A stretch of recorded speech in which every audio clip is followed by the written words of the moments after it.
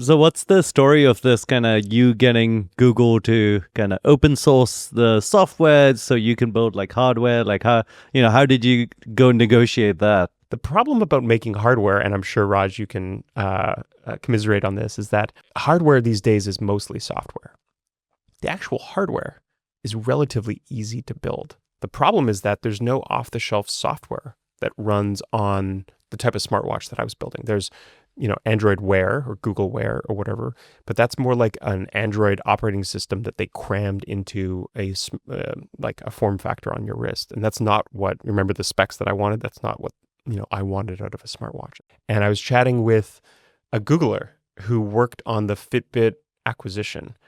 And he was pitching me on this idea. He was like, yeah, you should just go to like a Google VP and just ask them to open source it. You never know what they'll say. Maybe they'll say no, maybe they'll say yes. And it was a great idea. I did that. And they said yes. Wow.